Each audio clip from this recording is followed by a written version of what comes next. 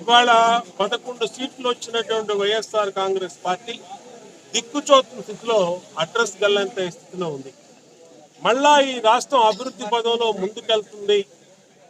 తన అసమర్థత ఎక్కడైతే బయటపడిపోయిందో గత 5 ఏళ్ల పరిపాలనలో, ఇవాళ దాన్ని చూసి ఏదో విధంగా ఈ రాష్ట్ర అభివృద్ధిని అడ్డుకోవటానికి వైఎస్ఆర్ కాంగ్రెస్ పార్టీ నిత్యం ప్రయత్నిస్తాం.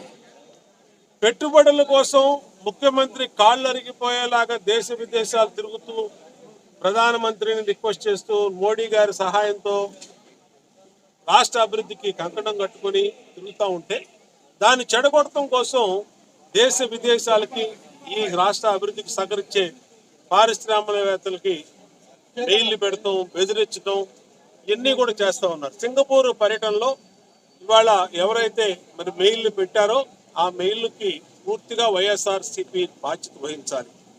వైఎస్ఆర్సీపీ నాయకులే ఆ మెయిల్ పెడతాం జరిగింది. దానికి ప్రజలకు జవాబు చెప్పాలి.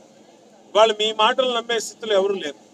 చెడిపోయిన సంబంధాల పునరుద్ధరణ కోసం ఈ రాష్ట్ర రాజధాని అమరావతి కోసం ఉచితంగా ప్లాన్ ఇస్తానన్న సింగపూర్ సంబంధాల పునరుద్ధరణ కోసం పెట్టుబడులు తీసుకురావడం కోసం వెళ్ళినటువంటి ముఖ్యమంత్రి ప్రయాణాన్ని, ముఖ్యమంత్రి పర్యటనని ఏదో విధంగా చెడగొట్టడం కోసం వైఎస్ఆర్సీపీ కంకణం కట్టుకుంది. వీళ్ళ కుట్రలన్నీ ప్రజల ముందు పెడుతున్నాం, మీడియా పెడుతుంది.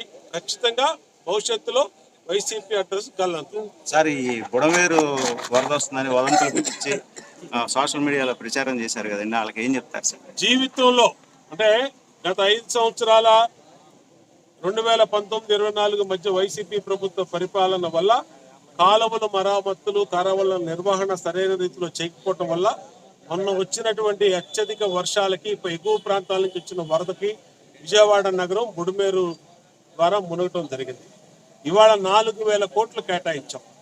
భవిష్యత్తులో జీవిత కాలంలో ఎప్పుడూ కూడా విజయవాడ నగరానికి చుక్క నీరు బుడమేరు ద్వారా ముంపుకి గురి కాకుండా శాశ్వత ప్రాతిపదిక మీద వెలగలేరు దగ్గర గేట్లు పెడుతున్నాం.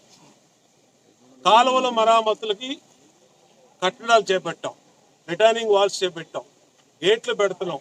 కృష్ణానదికి అట్నుంచి అటే నీరు తరలించి విజయవాడ నగరాన్ని కాపాడుకుంటాం. ఇది ఒక్కసారి కాదు, ఈ సంవత్సరం కాదు, భవిష్యత్తులో రాబోయే 100 సంవత్సరాల వరకు కూడా విజయవాడ నగరానికి బుడమేరు వల్ల వరద ముప్పు లేదు. ఈ వైఎస్ఆర్ కాంగ్రెస్ పార్టీ కొంతమంది చేస్తున్న సోషల్ మీడియాలతో తప్పుడు ప్రచారాలను నమ్మొద్దని తెలియజేస్తా ఉన్నాం. ముఖ్యమంత్రి బుడమేరు శాశ్వత వరద నివారణ కోసం అన్ని చర్యలు ఈ ప్రభుత్వం చేపట్టిందని కూడా ప్రజలకు విజ్ఞప్తి. Okay sir.